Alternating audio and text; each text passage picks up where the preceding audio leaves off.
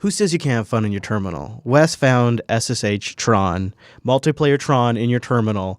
That's awesome. You just SSH to ssshtron.zachlada.com. We'll have a link in the show notes. Oh, yeah. And you can play multiplayer Tron in your terminal window. I love it, Wes. Good find. SSH Tron for the win. That's You didn't even know it was missing from your life, but it was. Show's over. We're done. Yeah, we're just going to be busy playing this, so entertain yourselves. This is Linux Unplugged, episode 231 for January 9th, 2018.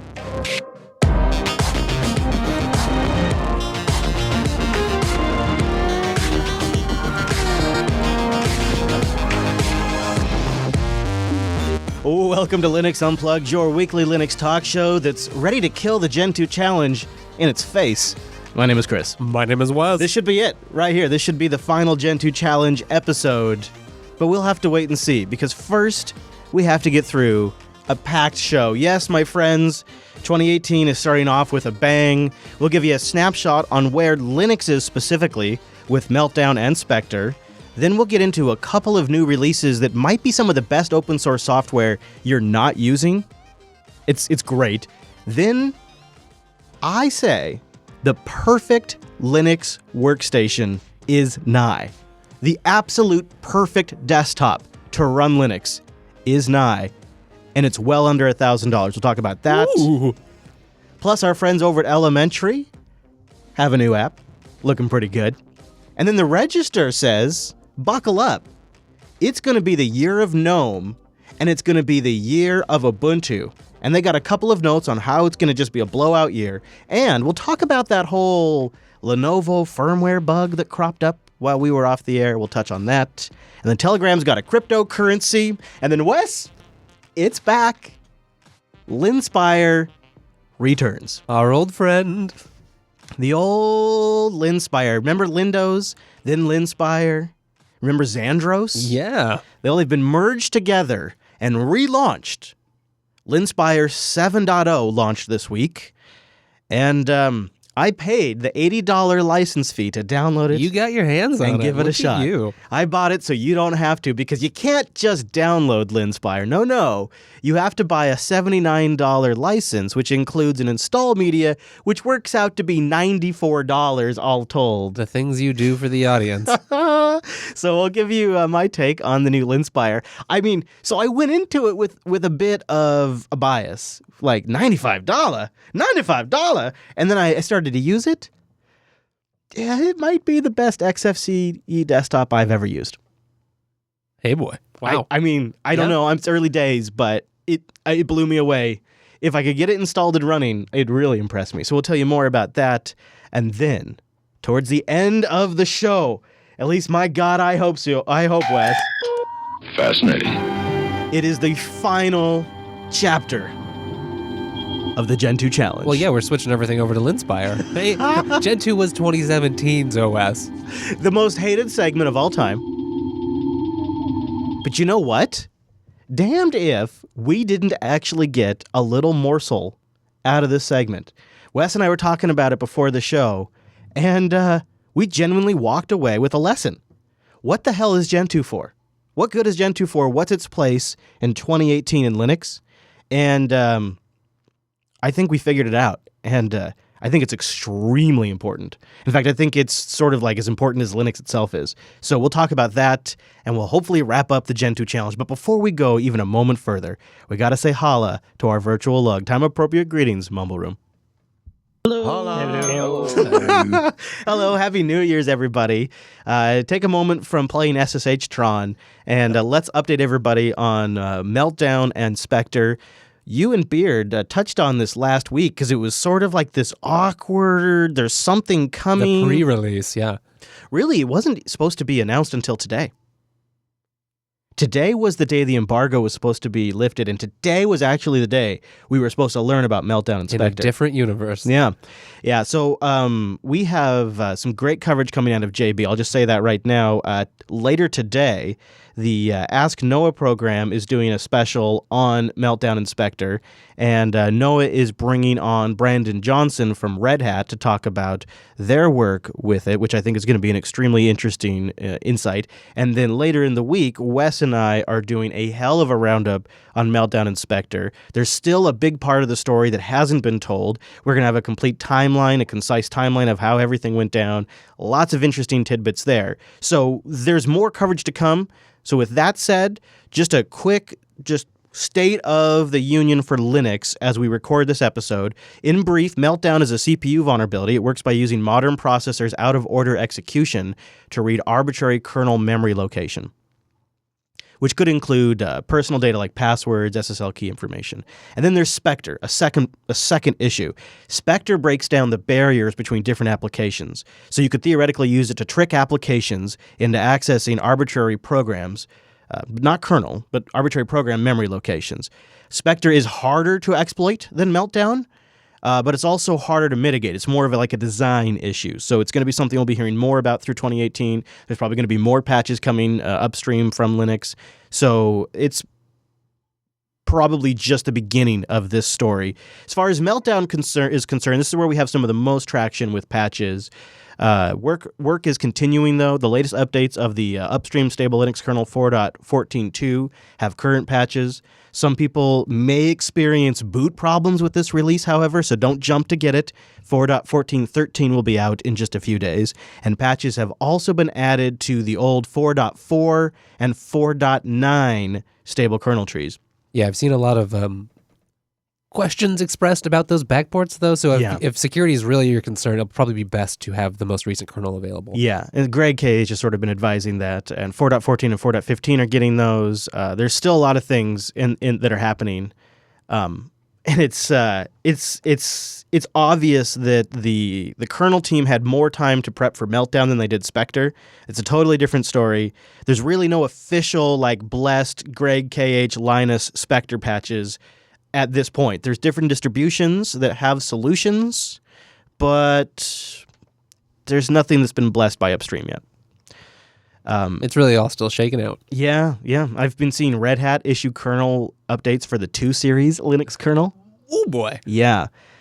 Canonical has been updating people on the status of their patches for Ubuntu, same with other distributions, and there's been reports of performance impacts on certain workloads, specifically cloud workloads that have a lot of, say, disk and network I/O. And where security is particularly important. And that's sort of going to be the big story, don't you think, Bashful, long-term? Absolutely. There's some people that are reporting up to 40% CPU spikes, and there's a ton of stuff where when they have auto scaling set on for something like Amazon or whatever, and then all of a sudden their bills are just bouncing way up because what used to be an adequate workload for what they had deployed is now auto scaling up, and they're getting hammered with the bills. Yeah, and we I think we'll probably talk more about this on TechSnap and get deeper into that, or on Coder Radio maybe too. I was thinking about it, but this is going to really impact the Jupiter Broadcasting development audience. Mm-hmm. Yeah. And really, it's no fun for anyone. Especially when you go into something like cloud computing, so that way you can budget a certain set cost, and then all of a sudden you gotta Never mind. Yeah. Whoo. So we'll get more into that later. Oh, yeah. But I also wanted to say, if you've been speculating, I know this affects all kinds of different processors. What about GPUs? The answer is yeah. NVIDIA graphics drivers have been updated to address vulnerabilities. In the show notes, we have linked a Ubuntu security notice that covers 1710, 1704, 1604, and 1404, and it's the same thing. Jan Horn discovered that microprocessors utilizing speculative execution and branch prediction may allow unauthorized memory reads via side channel attacks, and guess what? NVIDIA's GPUs take advantage of that little trick as well. So you got to get fast. I mean, yeah. Yeah, you got to get NVIDIA driver 384.111 to get that fix on Ubuntu. Good to know. Yeah, so there is. Oh, and then also there's news today or yesterday but it's been updated today, that Microsoft has halted the Meltdown and Spectre patches for Windows 10 after AMD machines were reported as unbootable. Ooh. Yeah, seems like there's a lot of difficult patches, and as always, it's patching is, sometimes it's trivial, sometimes it's okay, 2 packages got upgraded, but especially when it's your kernel, you got to be careful. It's interesting that Microsoft can really turn the dial on this one, so they can just go, all right, well, we're going to continue pushing patches, but not for machines with AMD processors. They can get really granular on what client machines receive updates.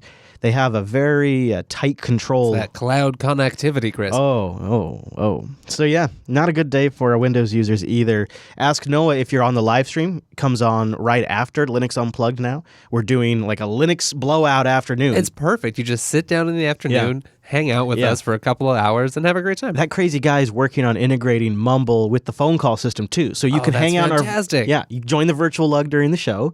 And then you just hang tight, and you can participate in Ask Noah right with your same Mumble setup. Mm-hmm. And so, he'll be taking calls and be discussing Spectre and Meltdown with his guests. So that'll be coming up more. I think go over to techsnap.systems and subscribe to our feed there, because I have a suspicion that this is a story that is just beginning, and there's going to be a waning period where people sort of get tired of it. But what we're going to do with, I would suspect, what we always do with TechSnap is we continue to monitor story and find interesting nuggets that maybe aren't getting reported on very much, and just continue to follow it for a while. 3, 6, 9 months. Pieces of this are going to be popping up. Yeah, exactly. So we'll probably, long term, you'll probably see a lot of coverage there. Now, anybody in the Mumble Room want to talk about this big story before we move on? Bashful, you said you had some crashes at work. I didn't see that. Yeah, a couple of the guys are doing some testing for our internal stuff, and there's like a reg file that you actually have to import, and they've now said don't do it because we started getting a bunch of systems dropping out due to that. So now we're just waiting. We had to go and pull it back out, and now it's just a wait and see thing. Yeah. I have a sense that and it's unfortunate. There's not only is there performance issues, but there's apparently some stability issues and other side effects. And at the same time, that there has been developers and other people that have just been working their butts off to get this stuff out in time, especially when it was disclosed earlier than it should have been. So you got to take a moment and say thank you to these people, these unnamed, faceless people who were working over the holidays, working through Christmas and New Year's to try to get this stuff together. And it might not be perfect yet, but my God, where would we be without them? Right. It's definitely a scramble, and there are people doing the scrambling. Yeah. So you got to, in one moment, you got to go, okay, thank you guys. Appreciate the hard work you're doing out there. It really just sucks. We did CPUs wrong. Everything is ruined. We all have to pay. It's all bad. It's funny. We're going to get back to that in a moment. We're going to go back to the good old days before processors were broken. But before we go there, I want to give a shout out to 2 open source projects that I bet you're not using that you really should be. And I'm guilty of this myself, so I may be projecting. But first project that had an update since last episode is Shotcut, a really good video editor on Linux. I don't understand why we don't talk about it. It has one of the features that Rikai and I like the most in Final Cut 10, which is it renders preview stills and waveforms in line with your media, so it's all together, and it makes it easy to skim and preview. Nice. Yeah. And it's got good performance, and they just added a feature that I am particularly interested in. It's an audio spectrum visualization filter, which we use for a lot of our audio-only shows, and we use a series of Python scripts and whatnot. But this may be a way to do one-offs in a new and interesting way. So Shotcut just had a new update just a couple of days ago. It's release 18.01, and it's I think maybe the best open-source video editor you're not using.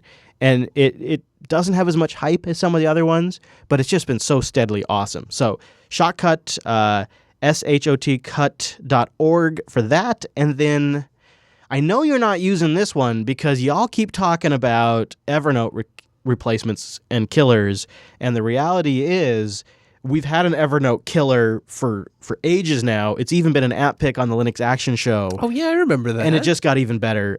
So just a couple of days ago, an interesting naming scheme again, 1801.1 of Q Own Notes has been replaced. Now, this is a plain text notepad with Markdown support and OwnCloud/Nextcloud syncing integration.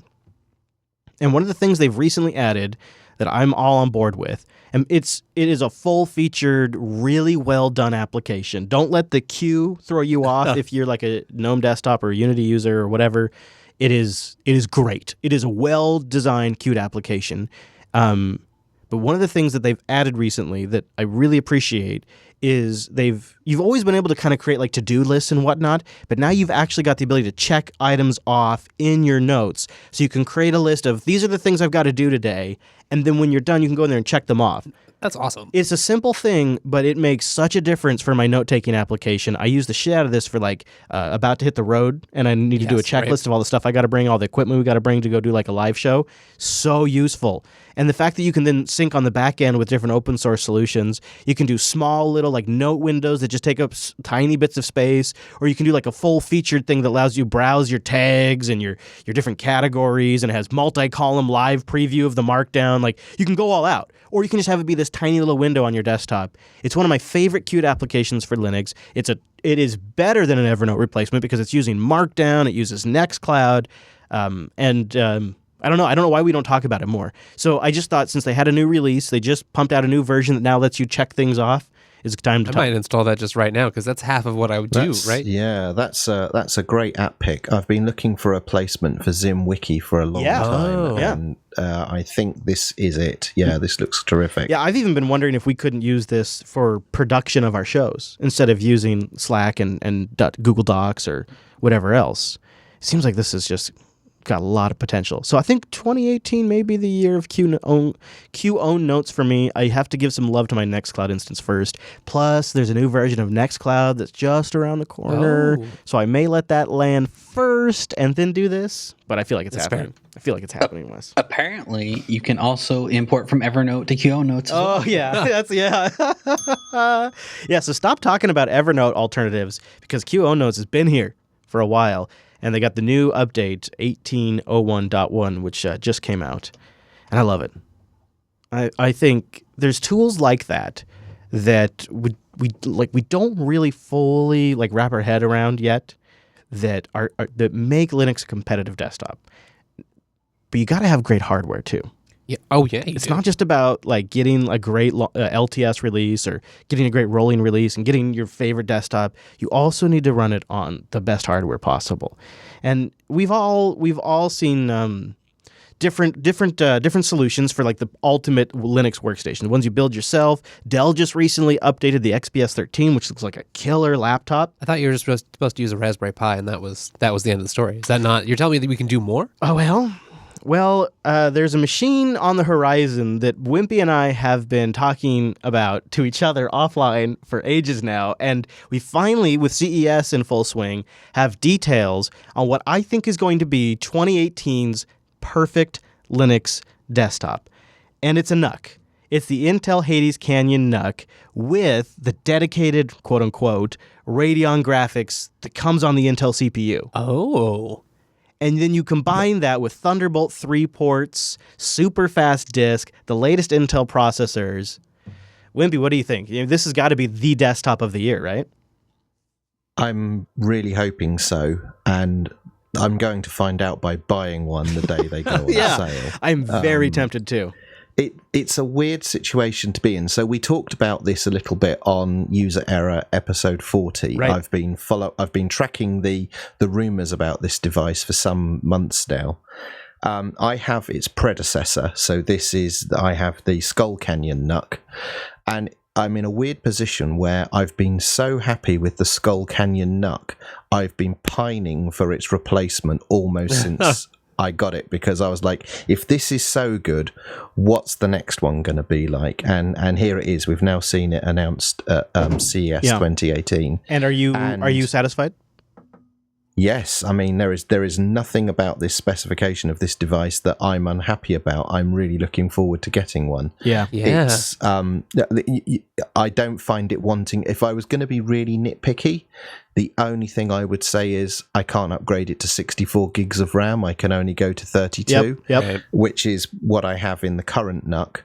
But then the flip side of that is, when I get this one, I will just be able to pop my old one open, remove the two M2 SSDs, remove the RAM, plug them into the new one, plug my Razer Core into one of the Thunderbolt ports and power it on, and I'm back in business on a whole new hardware platform. Yeah, that's almost instantly. Yeah.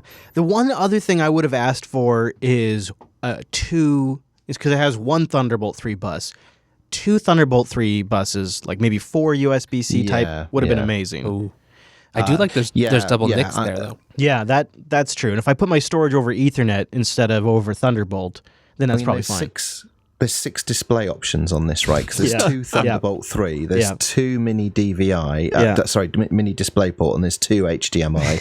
The HDMI are both HDMI 2.0A with HDCP 2.2. I mean, it's absolutely spec'd to the max. There is a third, you're right, there is a third USB-C port on the front of it. So there is technically 3 USB-C ports, it's just 1 Thunderbolt 3 bus. There's also internal headers for USB ports. Really? Yeah. Yep. It's totally tripped. I really love it. It's a bit fatter than the one that I have, but then again, the skull on the new one is illuminated with red and blue LEDs, so you can't really go wrong. Yeah. It's still smaller than a Mac Mini. I think that the thing I want to see is power via USB-C. Yeah, that's just too much of a machine for that, though. I think it takes. This machine draws 6.32 amps with similar capacities that do it. Yeah, maybe.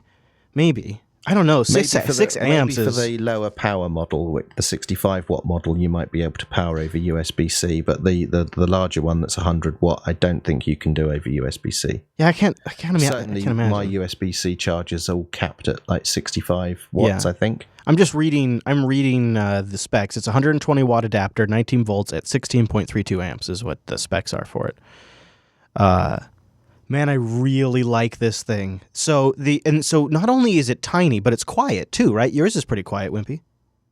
My Nook is quiet. Obviously, my 1080 Ti in a Razer Core is a little bit louder. But thankfully, through the magic of directional microphones, you can't hear it. So when you have the ability to dynamically switch between the external GPU in the Razer Core and the internal Intel GPU, correct? Yes, in fact, up until 2 days ago, that's how I was running things. So when we spoke about this a few weeks ago, I had one of my monitors exclusively powered by the IGP in the Nook, and the other monitor exclusively powered by the 1080 Ti in the Razer Core. Right. And the acceleration was on one monitor with the 1080 Ti, and it's a seamless X session. There's a little bit of magic in the way you need to set this up. But I can drag windows between the two monitors, and you can watch the 3D performance drop off as you drag it from the NVIDIA accelerated screen to the Intel accelerated screen. But over the weekend, I've actually changed my setup. So I now have display ports out of the back of the 1080 Ti to both monitors, so I'm not using the internal IGP at all now. I'm driving both monitors just off the 1080 Ti, and I've actually had the happy coincidence of a performance boost through doing that, which I can't explain. But what do you think? What do you think about upside. Do you think there's going to be an advantage to this dedicated bastardization of an Intel processor with an AMD GPU? I mean, that's sort of the big story about this Nook. Yeah, I mean, it's certainly got a lot of people sort of scratching their heads and excited in that you've got an Intel CPU package with an AMD graphics SKU and a SKU on the side. A SKU that it could be possible to use entirely free graphics drivers. Yeah. Absolutely. You referred to it as Radeon graphics, but specifically the branding here is RX Vega mobile graphics. Yeah. And I don't know much about how the consoles are manufactured, the PS4 and the Xbox One S and One X, but they obviously have a combination of Intel CPU and Radeon graphics as well.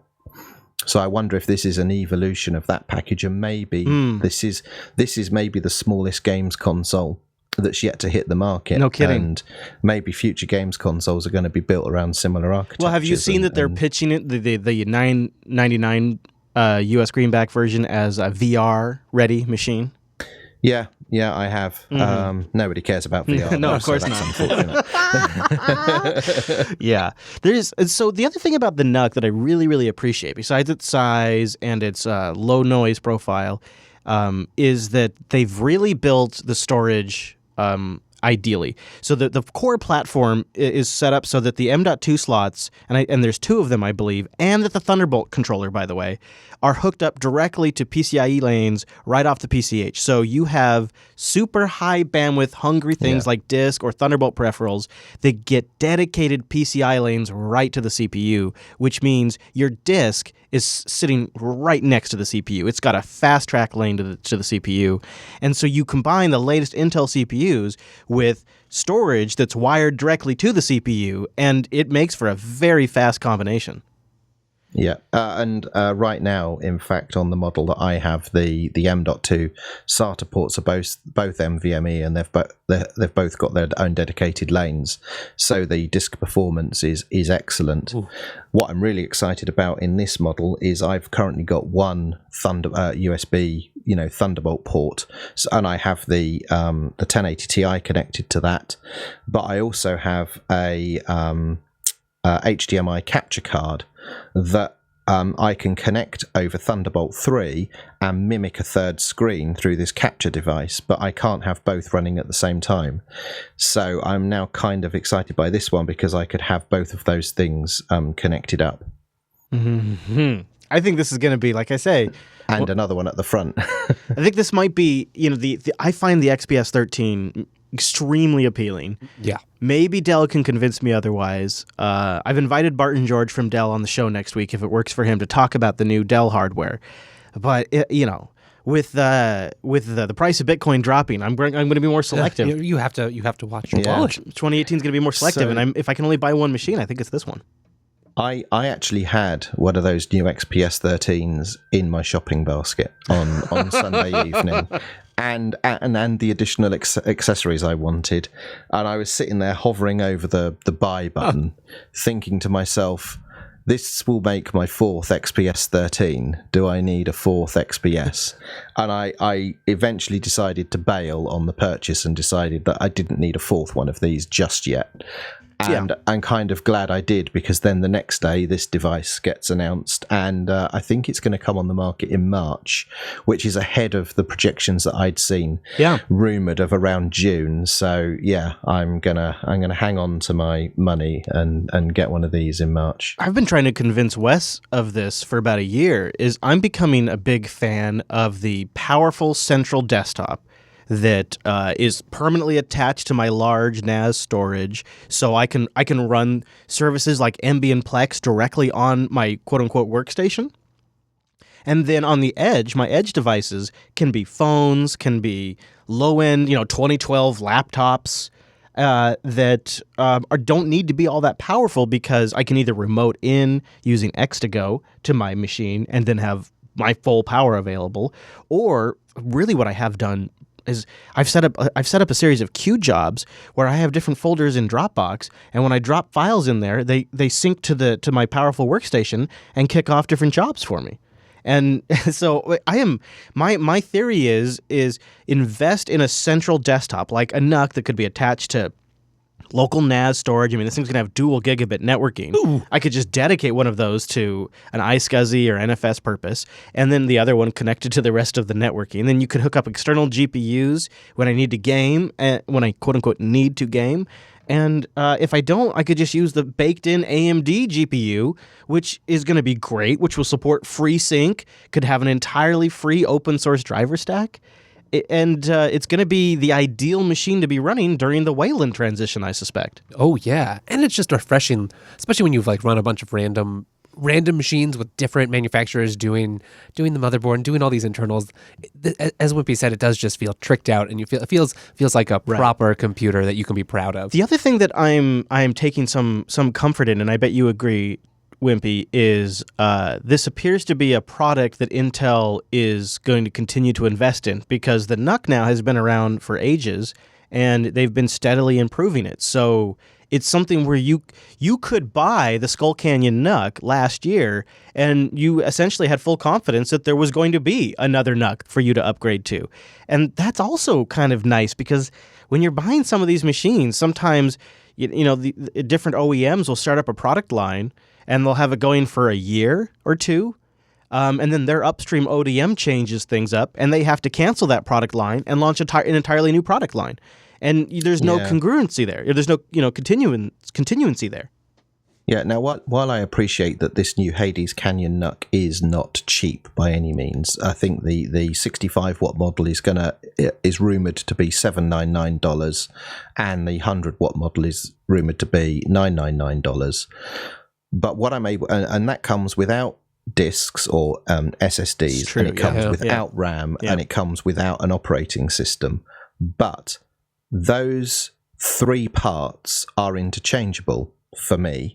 So I'm going to take the RAM and the SSDs out of my old model and plug them into this one. I don't have to buy those this time and round. your eGPU as well. I'm going to plug my eGPU in, and I'm off to the races.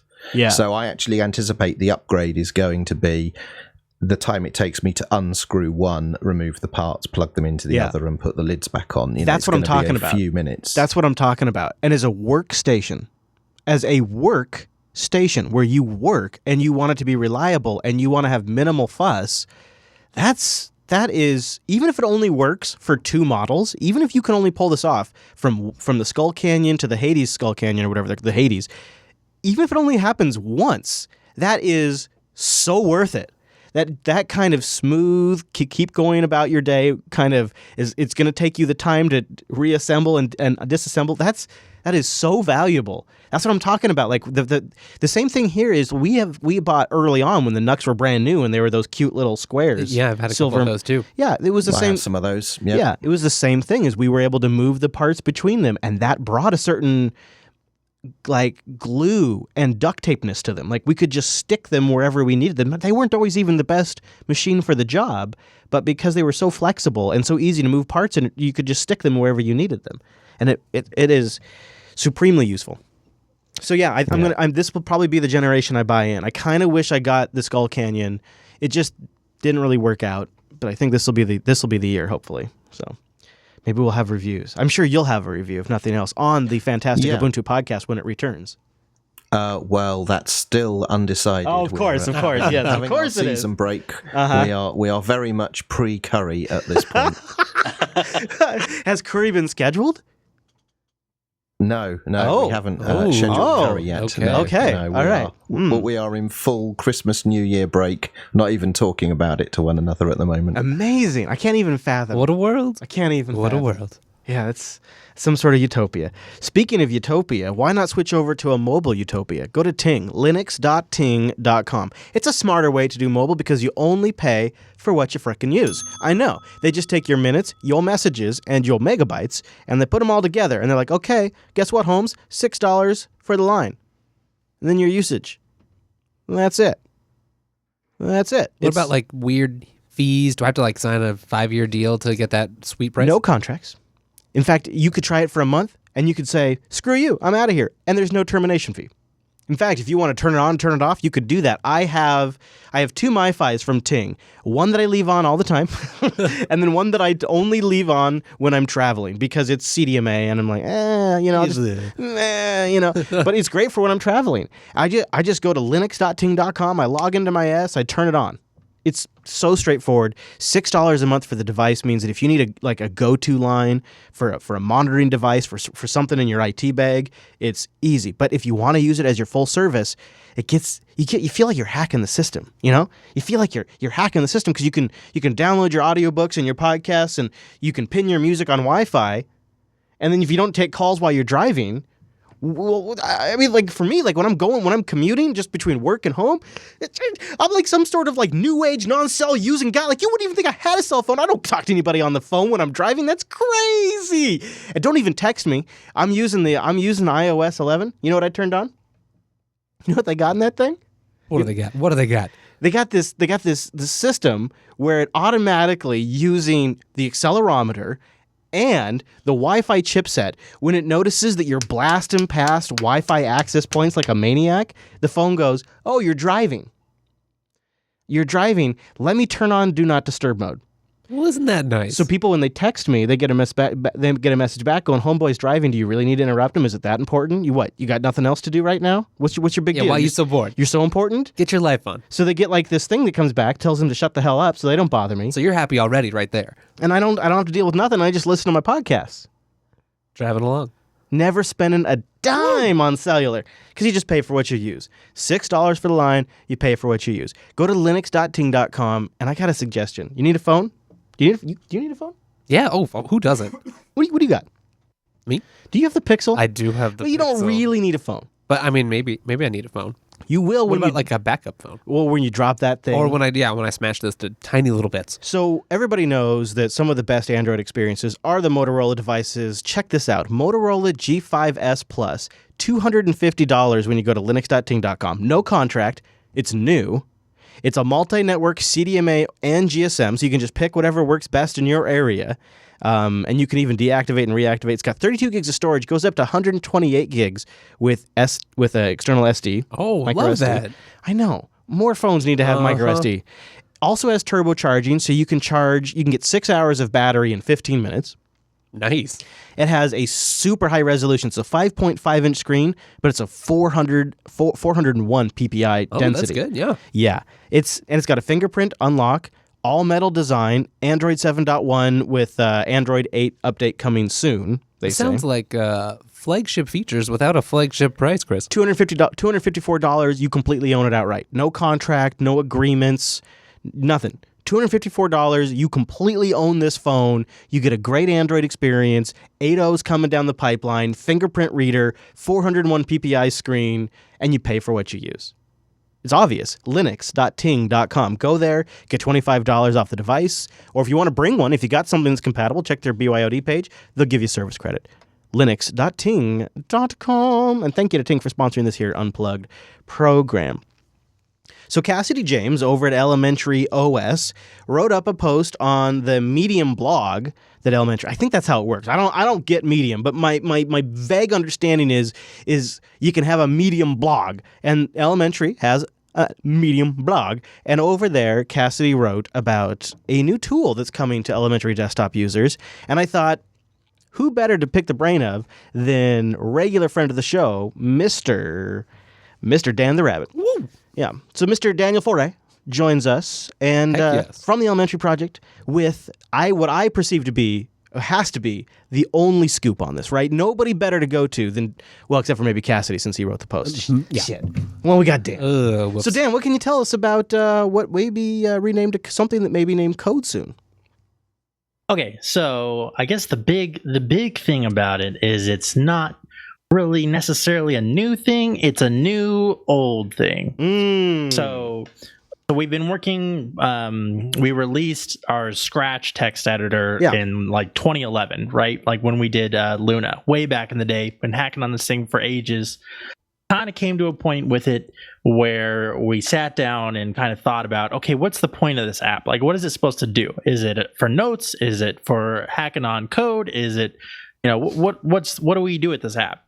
And we finally decided, this is an app that we use every day for programming. And so we're going to rebrand it. We're going to change all the defaults, and we're going to make it a great code editor and not just a generic text editor. I think this is great. It looks good too. Now, I have so many questions that come to mind when I hear this. So first of all, boy, I don't want to forget them, so I'm going to tell you what they both are. Number one, do you think people are going to use this over, say, Atom or Visual Studio Code or Sublime Text or Insert, whatever? Even Builder. Yeah, and Gnome Builder. Yeah, that's that. Yeah, and do you foresee that do you perceive, I guess I should say, that a large portion of the Elementary OS user base are developers, or are they more end users? This seems like, I don't know. I love it. I think it looks great. I think it's a great idea, but I also wonder if it's a little bit of a result of an echo chamber or a bubble. To answer the first question, definitely, at least we use it all the time, and we hear about people who use it because they're filing issue reports and tweeting at us and stuff like that. So we know that there's a good amount of people that prefer having a native app to like a cross-platform or Electron Sure. app. Yeah. I would Just be one of those for- people. Yeah. Yeah, just for performance and integration features. I mean, there's niceties in code that you get, like so in the latest version of Terminal, we have style schemes now, and if you use the Terminal plugin in code and you change your style scheme in the Terminal app, the Terminal plugin in code will match the new style scheme. Cool. So there's a lot of little niceties like that where it's the apps are integrated with each other and they feel native. So there's some compelling reasons to use code instead of using a different text editor app like Atom. Yeah. But and your second question was, I'm sorry, what was it? Well, I mean, do you see a large portion of your user base wanting something like this? Do you see a lot of developers on Elementary, or is it mostly just you guys that are the developers on Elementary? Well, we're definitely we're working with a new large third-party ecosystem of developers. We just crossed 70 apps in App Center.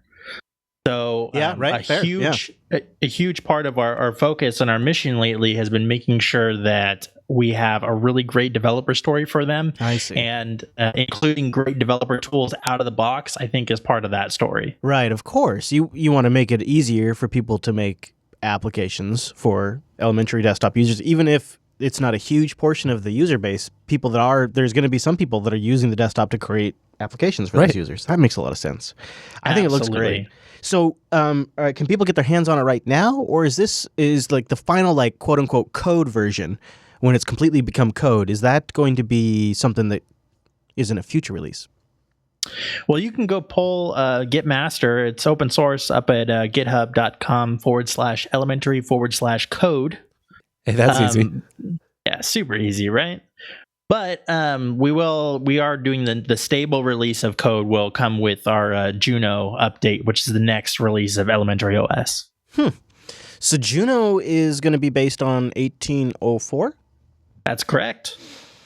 Oh man, I want to ask you, like, how long until after 1804? But I know you don't have an answer for me. But just Control yourself. Set expectations. Do you want to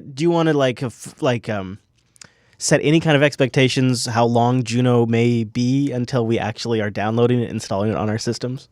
Well, I can tell you that we're testing 1804 daily builds right now, and that we've been building all of our apps on 1710 before that in preparation. So we have a lot of major migration work and regression testing already done. So we're really hoping to get as close as possible to that 1804 release date, maybe give a little padding so that we're not overlapping with their press releases. But we're really going to try as hard as possible to get it out right away. It's interesting. That is awesome, Daniel. Yeah. Go you. Yeah, impressive. It is really good. Thanks. And Thanks. I think I've been looking at Elementary OS in a different perspective as Ubuntu is getting better. For some reason, like I look at 1804 based on GNOME, and I think this is going to be the development workstation to compete with. 1804 is going to be Canonical's second crack at shipping a GNOME desktop. And I'll say that 1710 is essentially the beta test for 1804. And so they're trying out a lot of stuff in 1710, and what you're going to get with 1804 is the best of what worked. On top of that, Ubuntu is enjoying quite a bit of brand recognition at the moment, quite a bit of industry support, and from all indications, snaps seem to be also increasing in industry support. So these things are all coming together, I think. And plus, then you combine things like the new XPS 13 and this Nook that's coming along that's going to just be an undoubtedly great solid Linux workstation. To me, it seems like 1804 is going to be uniquely competitive in its draw to developers and the Sputnik-type users that Dell's seen success with their sales. But at the same time, Elementary OS seems very poised to sort of take advantage of some of the same momentum. And it could come down to your desktop has less rough edges than the GNOME experience, and that's enough to sway a certain percentage of people. It could come down to the native applications are more appealing to a certain set of users than having everything as an Electron on your Ubuntu desktop. And so, I am really interested in the Juno release because it's going to be released in such a competitive year for Linux desktops and we're not even talking about like the work that Fedora is doing. And so it's just going to be a fascinating release to watch. And I think you guys are going to be better positioned the closer you are to the 1804 release, the better positioned you are to be considered an alternative. And code and things like that, I think, are a really good step in that direction. I'll tell you what, when things get closer, if you want a very particular beta tester, let me know. I'd be happy to kick the tires a bit to give you some feedback because I'm really excited about the release. Definitely. And I'd love to talk to you more about it on the show, too, as we come up with more announcements of what we're going to be working on. We're going to try to... we recently kind of switched Loki over into maintenance mode, and we had been doing these monthly updates posts for Loki. Right. So I think that going forward, we're going to be trying to make at least monthly posts about all the new features that are coming into Juno as they land. I think if you are, and not you, I mean just like the proverbial, like people out there that are releasing distributions, if you didn't watch what happened with 1710 and did Rock's blog post that communicated where they were going with 1710 and how dramatically that impacted the perception and reception to Ubuntu 1710, then you're asleep at the wheel. If you are running any distribution out there and didn't learn a lesson from how that communication made a huge difference, then you probably ought to just give up because that's. I know it's difficult because it takes a ton of effort to make a great blog post like that. It takes somebody who actually knows what's going on. You got to get screenshots. It is more effort than we'd like to admit it is, but the rewards are so high. And you guys are getting there with these. I didn't expect it throughout the Loki release. I didn't expect the updates on what's going on, and every time they've landed on the blog, I've been like, "That's great. That gives us something to talk about. It makes the distribution a relevant topic for the week. Yeah, you get an idea of what their focus is. It's like you can observe something over a longer period of time and get a better idea. Yeah. Yes. Yeah. So good on you. I'm glad to hear it. Sounds like you guys learned some of those lessons watching the 1710 release too, and boy, I feel bad for the distributions that haven't figured that out yet. Well, good, Dan. Keep us posted. I'm looking forward to hearing that. Now, the Register has a story where they make the case that it's going to be the year of GNOME, and that when you add in Flatpak and snaps, it could be a new revolution for the Linux desktop. That's right. It only took our first episode in 2018 for us to call it as the year of the Linux desktop. Yeah, I love it. Thank you, Register. So I guess we should mention, since our last episode where I was on it in 2017, there was a bug right as we got off the air that became public that 1710 was causing some issues on some Lenovo laptops. And it was apparently it was the Intel SPI driver, which allows for BIOS firmware updates, which is, I guess, not primetime ready.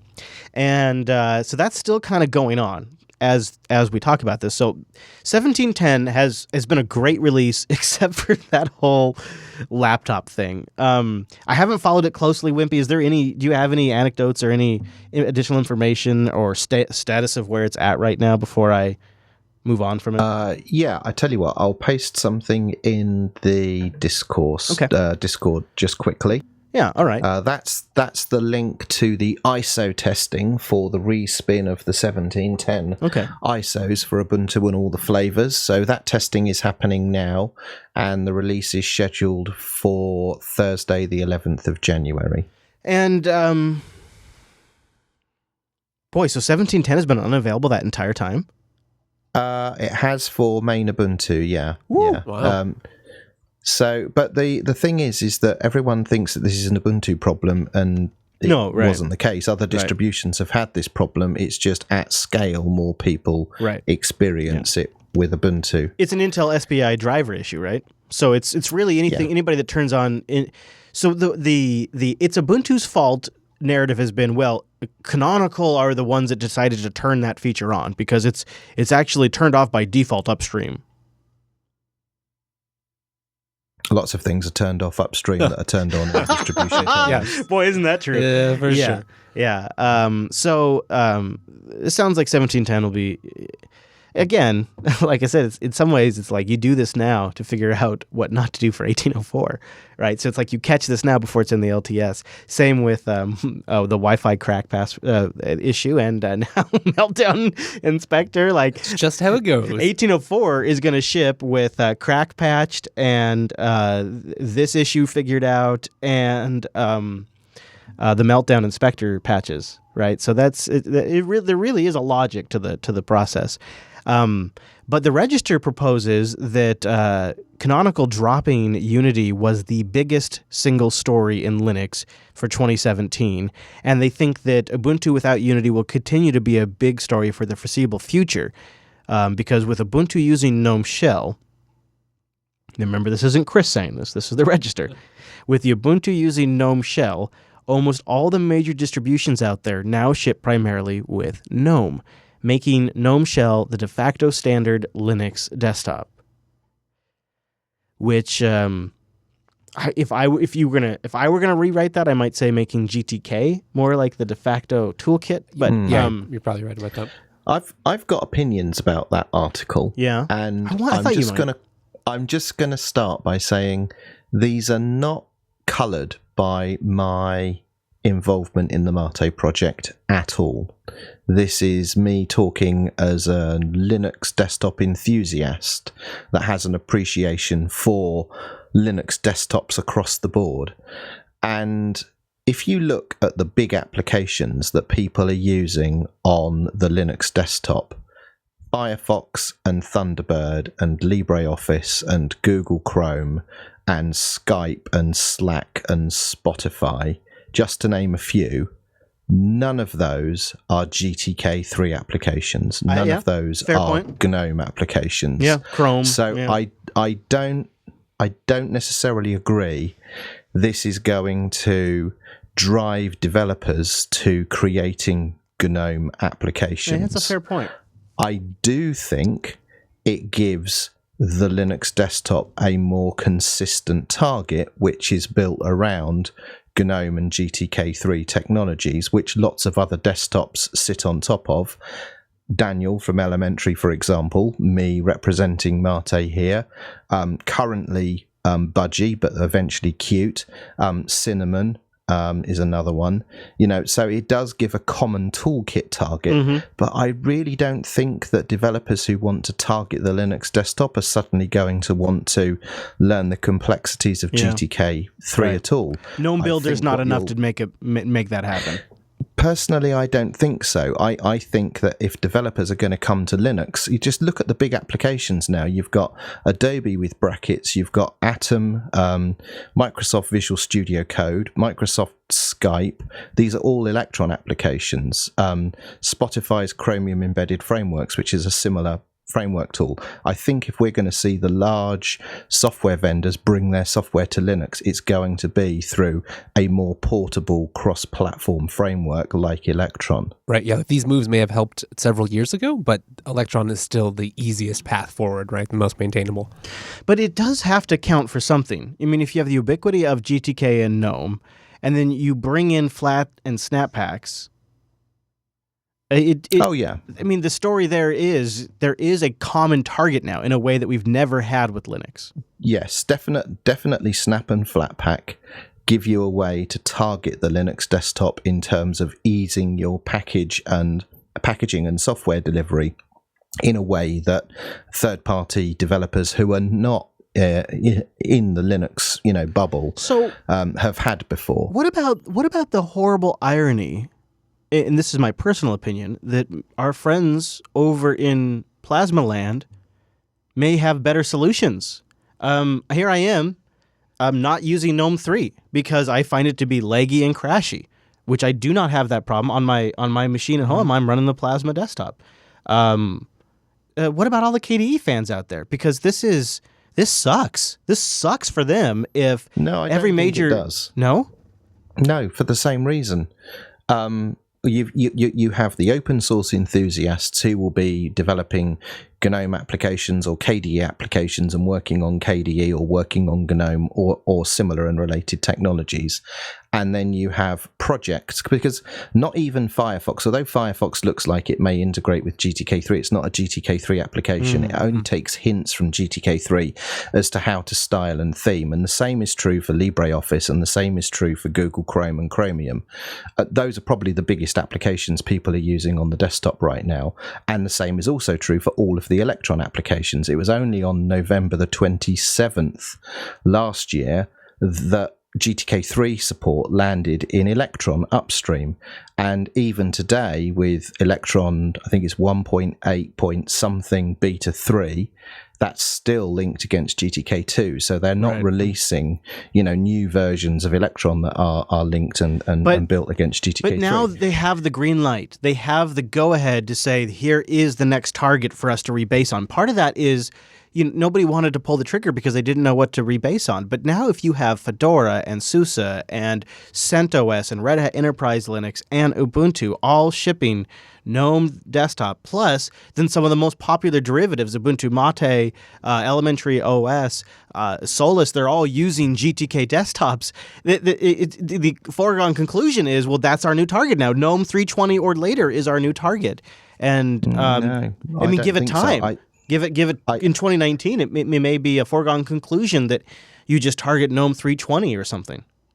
I think Elementary are the exception to the rule here, in that they've actually got a growing community of application developers targeting specifically their toolkit, their design language, and their desktop environment. And the key word here is growing, because it's clearly growing, because every time Daniel comes on and talks about more this, apps, the number of apps has gone up by 10, right? And we also know that isn't an untruth because we can see it. But I don't think that this is true for those other desktops and their application ecosystem. But I'm not saying that the Linux desktop is in a state of decline. I think it could be in a very healthy place, but I think a lot of the applications that we're going to be using aren't going to be native to the desktop environment that we're currently running. I do agree. Yeah, and I think it's just a market reality. It's where it's the same. It's not a Linux. It's not unique to Linux. It is something that Mac users are also going through, and Windows users.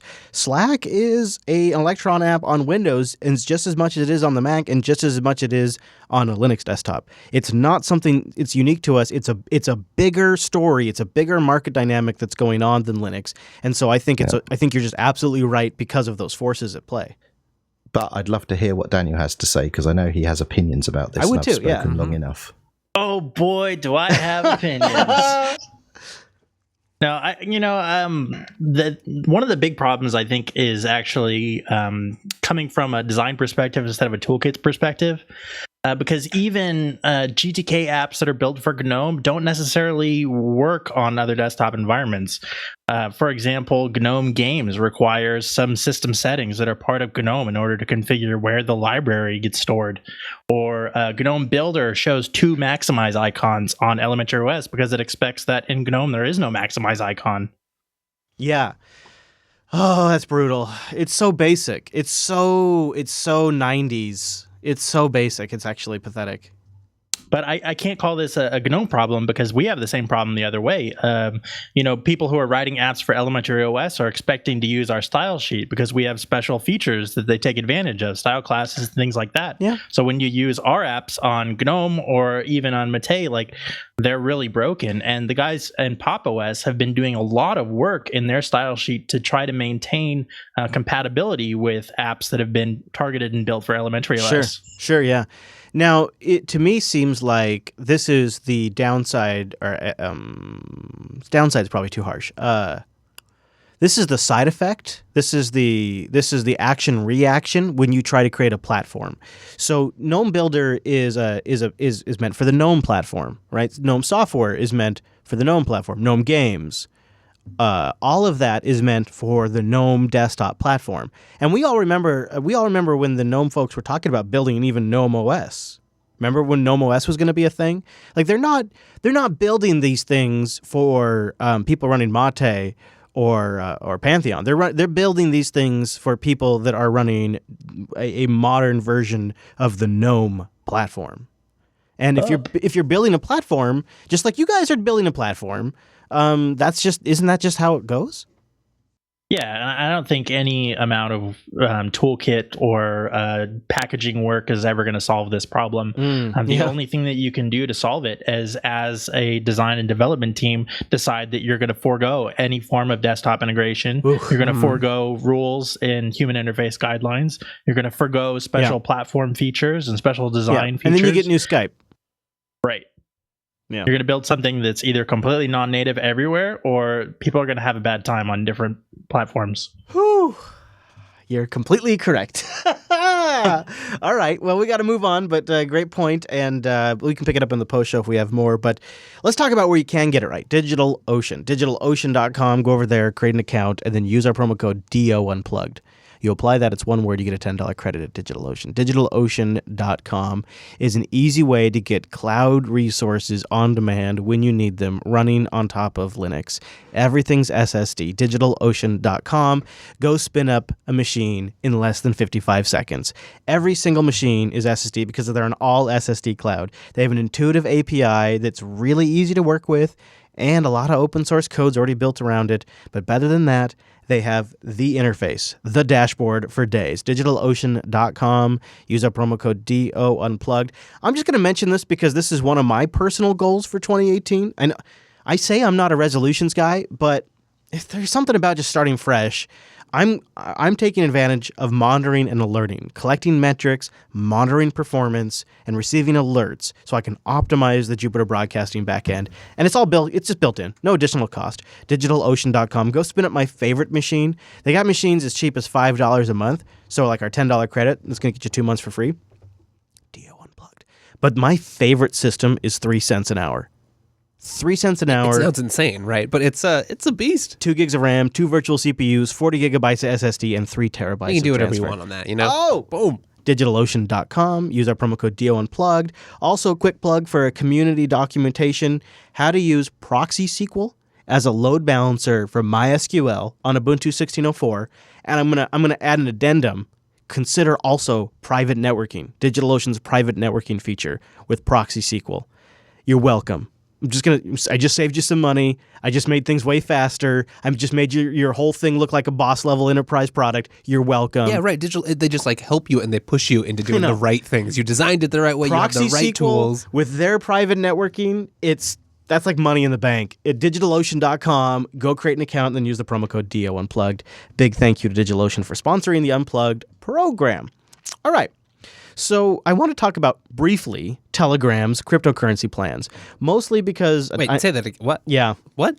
Yeah. The Telegram Open Network. It's going to be a third-generation blockchain network. Yeah, not a first-gen, not a second-gen, Wes. Third-gen. Third-gen. Who sets these? Who gets to decide that? Everybody. Did you know that Kodak today announced that they're Yes. Did you see that? Mm-hmm.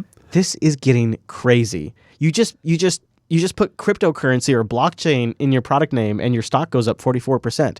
Kodak is announcing a crypto coin. But so yeah, the Telegram Open Network is coming at your face soon, Linux users. I know a bunch of you are a bunch of Telegram users. It's going to be a third generation blockchain network building on the work of previous cryptocurrencies to provide something groundbreaking. They got a white paper, which is step one when you have a cryptocurrency. Absolutely, You got to have a white paper. 132-page white paper that came out on Monday. They're going to kickstart a new cryptocurrency that will rapidly scale to meet the needs of its users. The wallet could launch as soon as the fourth quarter of this year, with the Telegram Open Network open to the rest of the users in 2019. It's a proof of stake model, which is similar to Bitcoin's proof of work model.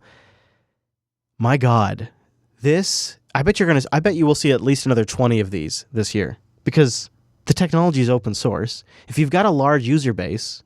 Like if Jupiter Broadcasting had the listener base of NPR, why not launch the Jupiter coin? Yeah. Oh yeah. You know, you download a week's worth of episodes and you get a coin. Then you can trade amongst each others, and of course then you have an exchange where you can convert it to other cryptocurrencies or maybe even legal tender. And there's a little bit of a skiff, a little percentage right off the top that Telegram takes or the JB coin takes. how long until a Linux distribution? If this was, I mean, it's just like, where's it stop? Where's it end? Like, you're gonna have distros that have cryptocurrencies. I mean, it's just, they're gonna have 200 million grams in circulation. 4% will be held by the development team. 52% will be held by Telegram to avoid speculative trading, and the final 44% will be distributed in private and in public in sales. So, will you be part of those sales, Chris? Are you going to be buying up? You're going to be investing? That's just the thing. Like, if you're going to get in on a cryptocurrency, I mean, you got to figure, like, if this is probably going to be a semi-successful cryptocurrency. It's probably going to be a way for bot makers to make money. It's probably going to come up and down. You could probably speculate and day trade with it. The Telegram with coin. the Telegram bot that you also wrote to buy and sell Telegram. My coin. goodness. So I have a question. Yeah. Telegram's a Russian company, right? Yeah. Well, this is how they're going to break away from the control of the Putin government. Well, hasn't Russia like banned a lot of cryptocurrency stuff recently? No. No, not quite. What they're doing is they're going to start regulating it, which is really the stamp of approval for businesses to start using it. Well, I thought they were blocking a lot of cryptocurrency exchanges, though. That is kind of that. There is a evaluation period happening, but the end result. So this has happened in other countries too. What happens is you get a headline like Bitcoin being blocked in China, or Bitcoin being blocked in India, Bitcoin being blocked in Russia. What that translates to is the government's financial components are doing a review of how they can integrate cryptocurrencies into their fee structure, and then once they figure out how they can regulate and tax it, they turn it back on. And now all of a sudden businesses have been given a predictable model. They know how the government's going to react to their cryptocurrency revenues, and they go for it. So I actually think this is a result of the recent evaluation of the Russian government. This is sort of like, this is the end result of those recent headlines. I see. It is a crazy time we live in. See, now we need Jupiter coin. Let's get started on that. I know. Or Ubuntu coin, or Budgie coin, or Solus coin. You know, Ask Noah could have the Ask Noah coin. Yeah, absolutely. Every time you call in, you get a coin. Oh man, Noah probably doesn't want me to tell the story, but I'm going to tell it anyways, just to tease the Ask Noah show that's coming up next.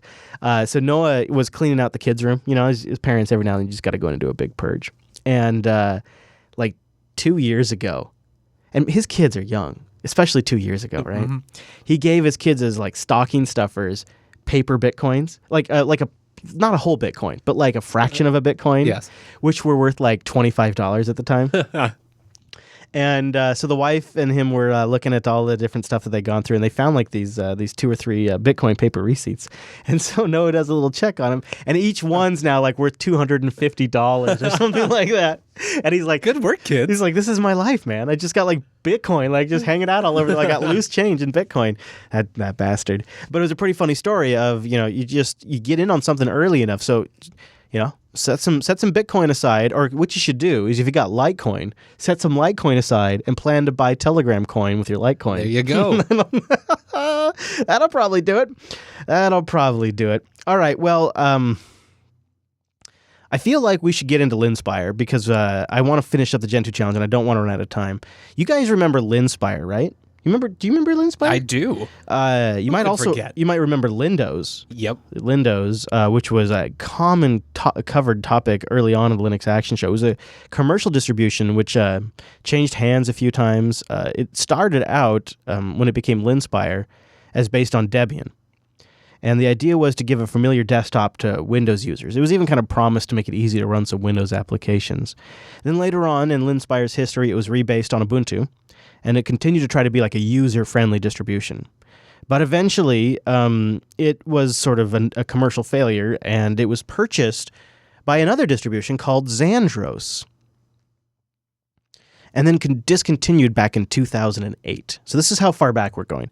Now, I was a particularly heavy Xandros user for a small period of time because Xandros was a Debian-based distribution with out-of-the-box, like during your setup, Active Directory support. Oh, wow. And full complete integration with Crossover Office.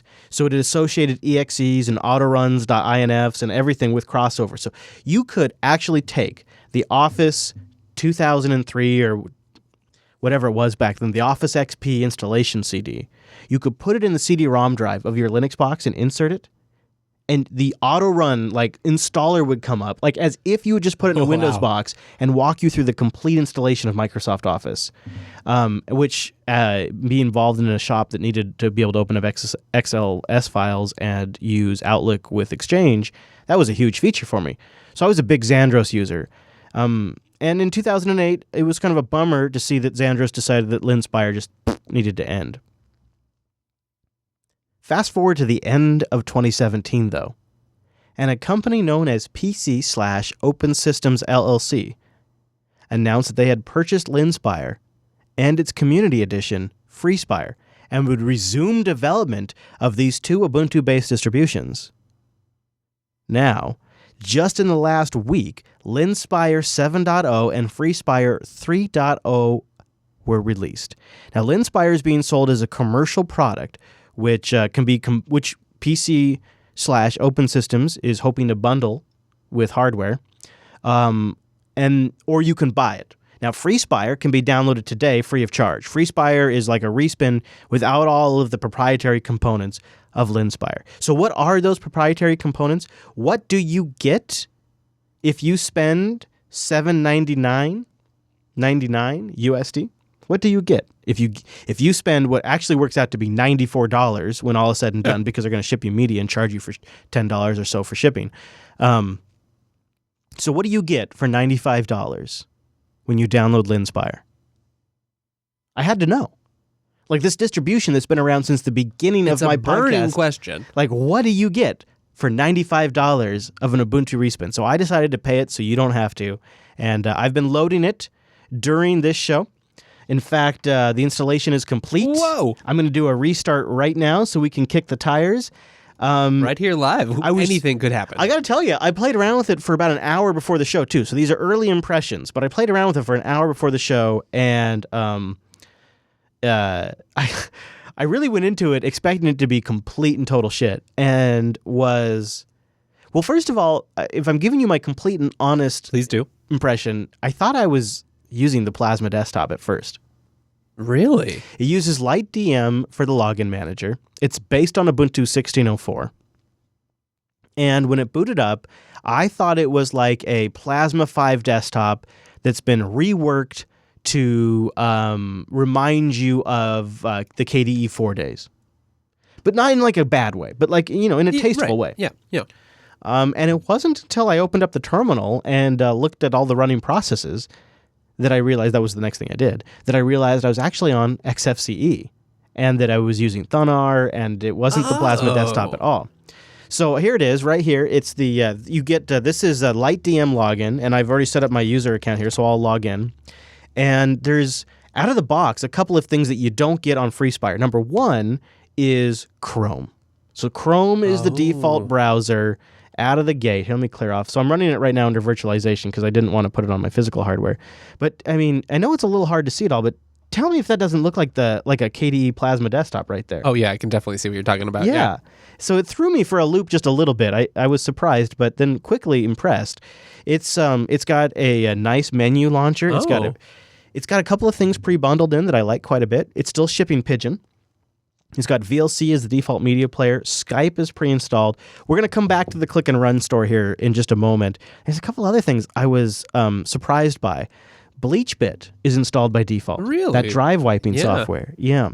UNetBootin is installed by default. And VirtualBox, as well as all of the LM sensor stuff, is installed. And GDebI, my preferred package installer on Ubuntu desktops, is installed by default. I actually think that's pretty great. Also, a very simple firewall configuration is installed by default. I guess the best way to describe the theme is it's very Plasma, don't you think? Yeah, it is very Plasma. It's also kind of using like the old Mac OS 10 icons. It's not bad. I mean, I wouldn't call it beautiful, but it's not offensive. And it's fast, right? It's very, very fast. And it out of the box, Samba and NMBD resolutions working. So let's talk about Click and Run. This is interesting. This is really interesting. It's well, do you remember the big thing about Click and Run back in the day was it was the first It was the first Linux app store. Right. And it was even the first Linux app store that supported payments. That was the huge thing about Click and Run. And I was really curious to see if it had held up, if it was still populated, if they had current applications. Yeah, has it just wandered off into the weeds? And or what what's is happening? Linspire without Click and Run? Right. Yeah, that's how much of this is it Linspire in name only, or is it really a continuation of this noble lineage? Right. So I wanted to find out, and that was well, I was surprised by what I discovered, but it actually kind of makes sense. I'll tell you about it here in just a second, but first let me mention Linux Academy. linuxacademy.com/unplugged. Go there and sign up and get a free 7-day trial. It's a platform to learn more about Linux, a full-featured training library with everything you need to know to learn everything you need to know, everything you need to learn new skills, or advance your career if you're ready to kind of move forward. I think probably my favorite feature about Linux Academy would be the learning paths, because you get content that has been specifically engineered by their instructors for specific career tracks. And then as you go along this track, they'll spin up like virtual cloud servers for you at SSH and use these things really in production. They've got hands-on scenario-based labs to give you experience on real servers. They have practice exams and quizzes to help you prepare for certifications, so that way you can really take this stuff and apply it. And if you ever get stuck, they've got human beings that can help you, real instructors that are standing by, full-time people on Linux Academy staff to help you. That's something that all of these other training sites that have Linux as a feature can't match. Now, if you go to linuxacademy.com/unplugged, you can sign up for a free 7-day trial. So you can get a taste of what their content is, how the platform works. And the big thing that I figured out within the first 24 hours of signing up for Linux Academy was things that were nebulous as like, God, one day I'd like to figure out how to even try to learn this thing. Things that were like categorized as that in my brain went to, oh, if I go to Linux Academy and spend 4 hours or 6 hours, I can understand how this entire thing works now. That is such a huge shift. And it's so empowering, because even when you don't have a specific thing you need to learn, you can go there and you can say, well, I got 2 hours. Right. That's the hardest thing. You have to learn how to learn. They've done a huge amount of that upfront work for you. Yeah. You can just sit down and concentrate on actually learning. And then they give you a bunch of great study tools and lesson audio and personal notebooks that you can use offline. And they have iOS and Android apps to learn on the go. It's a great combo. linuxacademy.com/unplugged. Big thank you to Linux Academy for sponsoring the Unplugged program. linuxacademy.com/unplugged.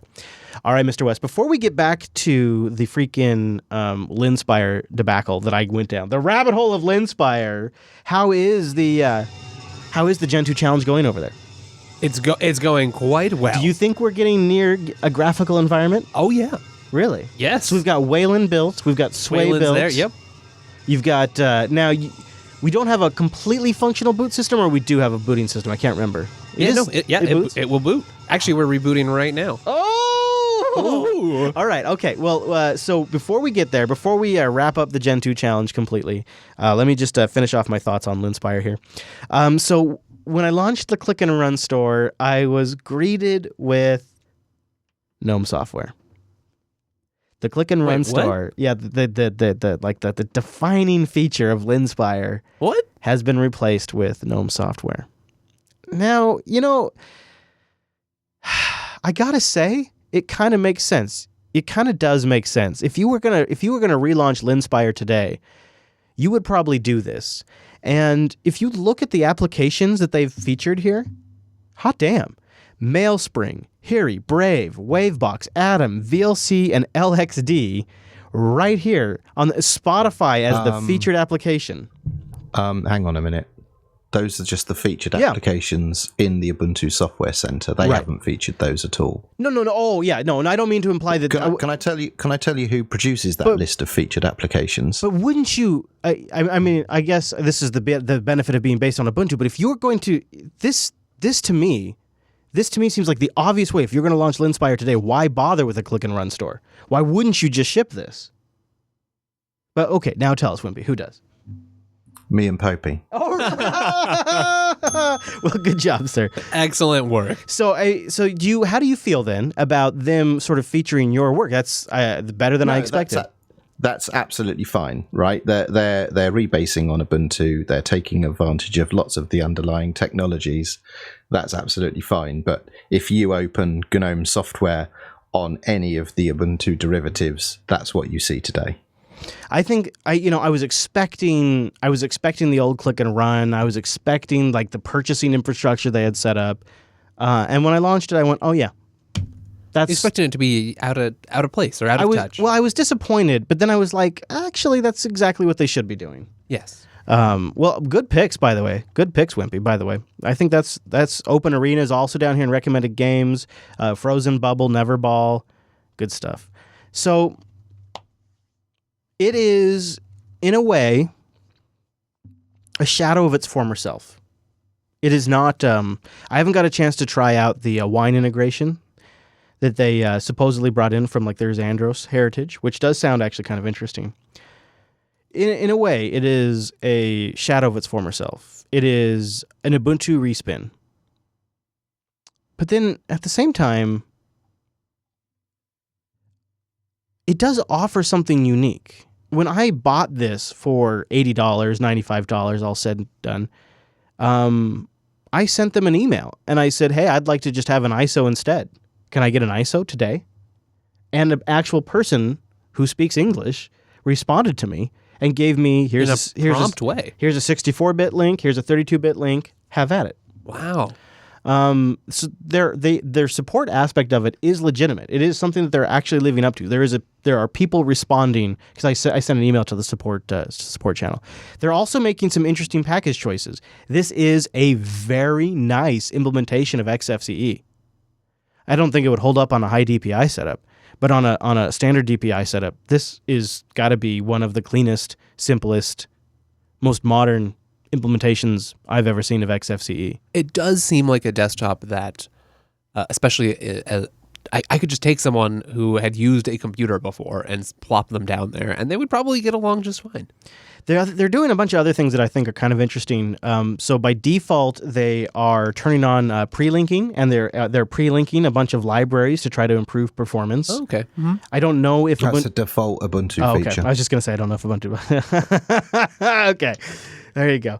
And they also have Samba and an NMBD pre-running and set up out of the gate. They've got Clam antivirus and Fresh Clam. Which we can't do in official Ubuntu flavors because you're not allowed to ship with any running surfaces. Right. And they've got Clam and Fresh Clam running in the background. So you've got essentially out-of-the-box antivirus. Again, Windows users seem to care about that. Yes. More so than... It is like a tricycle for Windows users coming over to the Linux world. There's also a process and a user called Whoopsie. Is this what is Whoopsie? I don't. That's Whoopsie Daisy. Is that is that a bug reporter? Yeah, it's the bug reporter for kernel traps. Yeah. Yep. Ubuntu. My current boss wrote Whoopsie Daisy. My years on Arch have colored my perception of things like this, but I understand why they're there. Also, there's a few other default tweaks. Default applications have been changed. Obviously, Chrome is in here. Skype's installed out of the box. GDebi, BleachBit. So it is in a lot of ways. It is a better out-of-the-box Windows replacement than stock Ubuntu. If you expect your computer to work like a Windows system. Is it not Ubuntu with a few applications pre-installed that you can't redistribute legally? Yes, that is exactly 100% what it is. With, Chrome, Codecs, and other things that, yeah. But I think it would be naive to say there isn't a market for that. That stuff you're not allowed to distribute. There's not a market for it. No, I'm just saying you could do the same thing with Ubuntu because you could install Ubuntu, open the software center, and install all of those applications that are.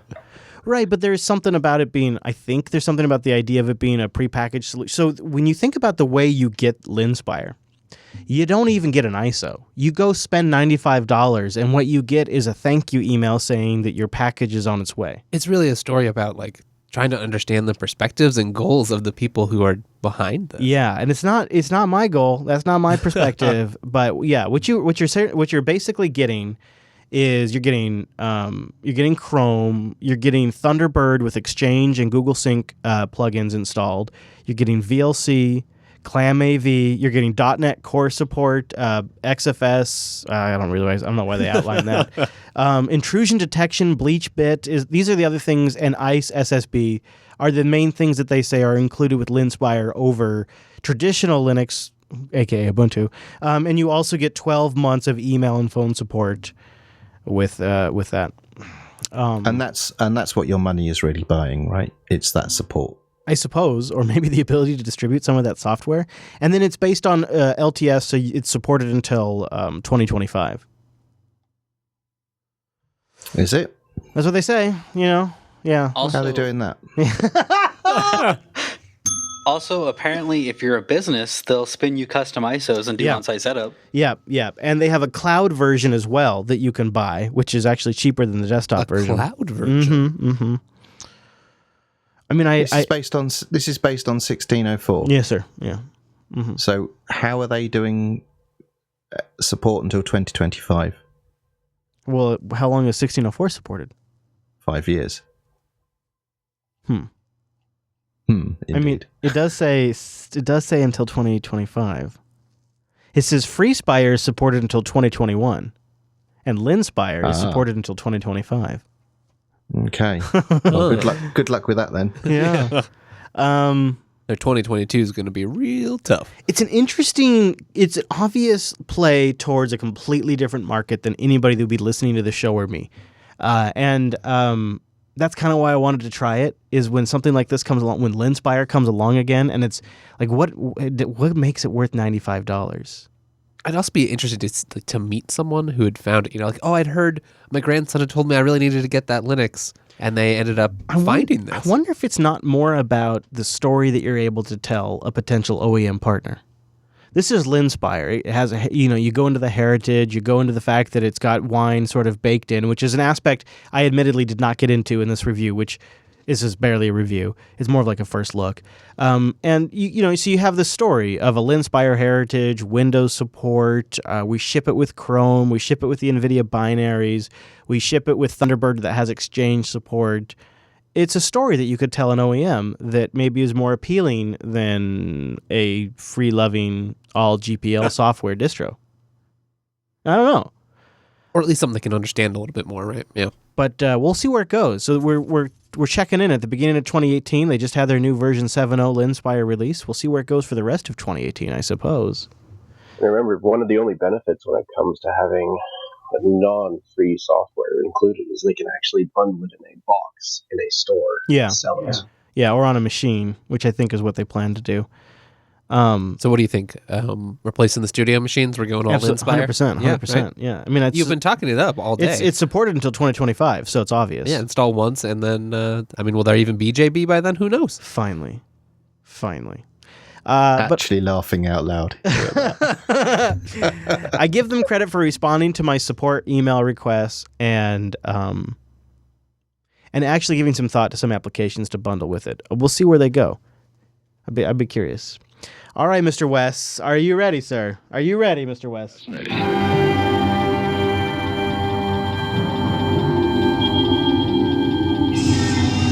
Perhaps the worst idea happened when I went to New York.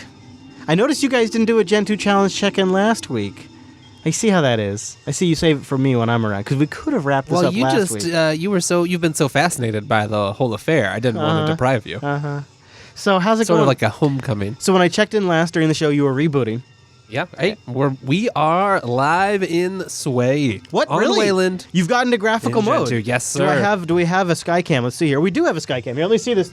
Holy crap! It doesn't look like much. It hasn't been super Look at configured that. yet, but Look at there it is. There It's we can there. almost see it. There it is. That is totally boring and a total. it may be the most boring thing I've ever seen. That is really boring. But so this is Sway. Yeah. On Wayland. Not bad. No X anywhere. Not bad. No anti-aliasing either. No anti-aliasing. Why would you want that? That is a full Gentoo system boot up right there with Sway. You did it. You did it. Wow. Yeah, there. Up your shaft. Good job, Wes. I don't know if it was worth it, but so what was that? 5 episodes? It took 5 weeks of building software? On and off, anyway. That's not bad, really. In a virtual machine. So you probably, if you would have given it a good solid 3.5 hours, you could have gotten it. Oh, yeah, definitely. Plus, a lot of that was trying to do the show and read through the handbook, which had been years since I'd read through. So there was some of that. Now I think, yeah, give me an hour and a half and a fast machine, and we'll be done.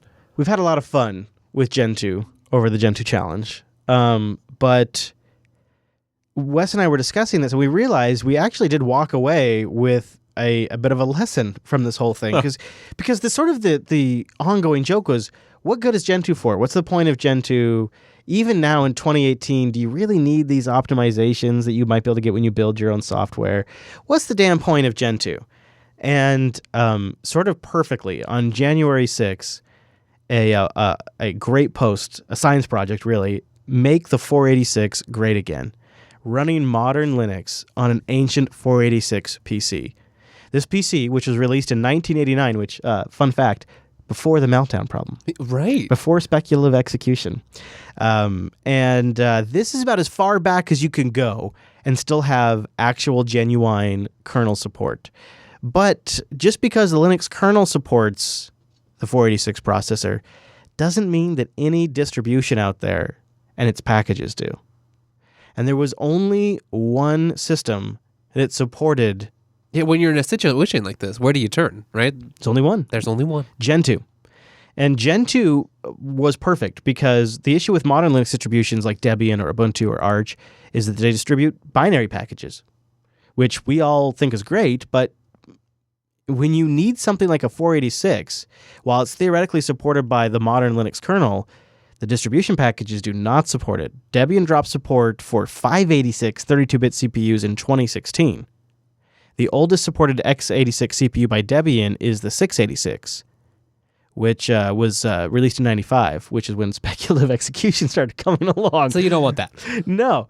But the thing about Gentoo is you can frickin' build the packages yourself. And you can install Linux on this crazy, esoteric edge case that most people would never even think of. And if you think about it, that's sort of the beautiful thing about Linux itself, is that it's this general purpose technology platform that brings life to devices and enables technology in ways we never even considered before. Right. I think there's this, I'm sure a lot of people are like asking why would you do this? But there's a sort of that's irrelevant because, like you say, it is this general purpose, and a lot of interesting things happen when you don't really ask why and you just sort of are open to exploration. Nothing else could do this. I mean, some BSDs, but in the Linux landscape in the, Nothing useful could do this. Nothing that you would want to actually use and could connect out to the internet and clone a Git repo and install Python 3.63 could do this. It has to be Linux. And Gentoo is one of the few Linuxes that actually could make it possible. Right. You don't have to be a giant corporation who has manpower to build your own distribution or custom compile everything. You have a framework that's been developed over years to make it easy for you to do it. What's great is it takes about 11 minutes for boot up. And then just have a cup of tea. You'll come back. It'll be up. They hooked up a Sound Blaster 16. Oh, nice! And it took a couple of minutes for the music playback to start working. It also took a couple of minutes for SSH to connect in, and took about only 3 minutes to clone a Git repo, and shutdown took about 5.5 minutes to shut down. That's incredible. Oh, the whole post goes through how they got Linux 4.14.8 running on this. Like a brand spanking new kernel too, that, right? Yeah. It's just really remarkable. It really is so cool. They used an old version of damn small Linux as well to try to mess around. And this, it's sort of the perfect conclusion to the Gentoo challenge because it does show you what is Gentoo good for. And it's good for people that are doing things you've never even thought of. Yeah, absolutely. I still think it's a fun playground. I'm going to leave this here for a while, at least just to play with Sway and maybe some other things. Also, just Emerge is great. It's really fun to get to spend a little time, especially, I love Linux. I play with Linux, but I also get all of my work done on Linux. And so this was a nice reminder that the internals are fun. Configuring a kernel is fun. Really getting to know your system. I also think if I was doing a bunch of Linux development, it might be a system that I would really like to be able to just customize, play, and have access to all these tweakable sources right there. Beard chimes in with the fact that Slackware can still do high 586. Damn it, Beard. Go check out Beard at rec.net. I hear that son of a bitch is streaming more than ever. Oh, Mr. yeah. At West Payne right there on the Twitter. And check him out on the new rebooted TechSnap, as well as me. I'm at Chris LAS. Get more wimpy at the Ubuntu podcast and join our subreddit at linuxunplugged.reddit.com. This year's show is live on Tuesdays over at jblive.tv, followed now by the Ask Noah program. So it's a whole afternoon/evening/insert local time of Linux. If you join our virtual lug, you can also take advantage of that in the Ask Noah program. So, geez, it's never been better to join us over at jblive.tv for quite the live experience. Thanks for being here, and we'll see you right back here next Tuesday!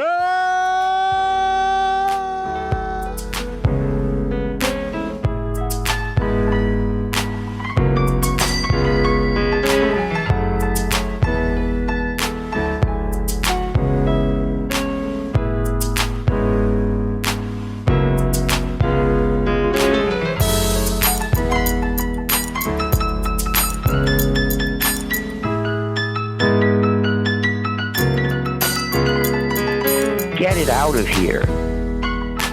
Oh! Thank you, Virtual Lug. You guys were great. Now we just got to pick a title, and I think we're done. It was a fun show. I enjoyed the hell out of that. Yeah. I enjoyed the hell out of it. So one thing... Are you still going to get the install media for Linspire in the mail? Yes. Is that still okay? Good. I was Yeah, going to it's say still a 'cause that's thing. almost a trophy. I'm going to follow up when it comes in. Most expensive USB stick ever. It's probably the bare minimum too. It's like just 4 gigs. Or, Oh, that could be a title. Most expensive USB stick ever. Most expensive Linux distro ever. Suggest that someone. That's there is the show title right there. What about most expensive Linux distro ever? Because it really is. I don't know of a more expensive. You can't. Where else can you spend $95 on a distro? Yeah, Damn what- it. What's Oracle charging these days? $5 more, and you can get Windows 10. Wow. But most expensive Linux distro ever is very long. Is there a tighter way to say that? That'll Most do. expensive Pig. Linux. That'll do. Yeah, most expensive Linux. I almost feel like it's got to be long. I don't know. Long and complicated. breaking the bank. Yeah. Green light for Linux. Yeah. You could just do Linux and a bunch of dollar signs. So hey, Beer, what do I do? Is there a scene for Ask Noah? Like, what do I do when it's Ask Noah time? You turn off the stream and Noah picks it up. Oh, what? That's right. What? Oh, hey, buddy. Bang suggest work in Discord. Oh, there we go. So hold on, done the same. you telling me between Wes, Noah, and Beard, I guess last week was kind of crazy. There we go, Martin. That's true. I forgot about that. That was crazy. All right, I understand. I thought we would have had this shit fixed by now. It's cool.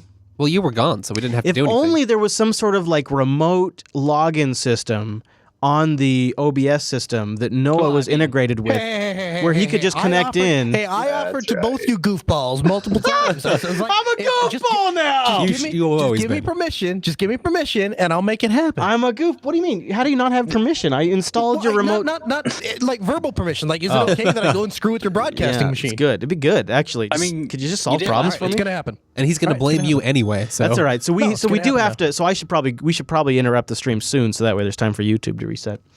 Conditions aren't granular enough. Hey, so if people want to hang out in Mumble for Ask Noah, where should they go? This God. is like not the best week of that because I have a guest coming on. But I'll right, try to- right. I'll tell you what. Yeah, if you guys hang out in there and either he comes in late because I know he's on a call with a customer right now. If he comes in late, or if we wrap up, I'll jump back and Mumble. So what is that? Does that mean stay here, or does that mean? Yeah, you just be in the. Yeah, So are you just gonna be? on Are you there. gonna I'll be just jump sending a back in. feed into the Mumble room? Can they hear the show, or do they gotta still go? God damn it, Noah! Yeah, sorry. Sorry. Hey, listen, we send a feed to TuneIn, we send a I feed to know. AskNoShow.com, we send a feed I to know. JBLive.tv, we I send a know. feed to KQQRadio.com. There's like a billion ways to I do this. know. You can't escape the show. Oh, yeah. All right, we're good enough, Noah.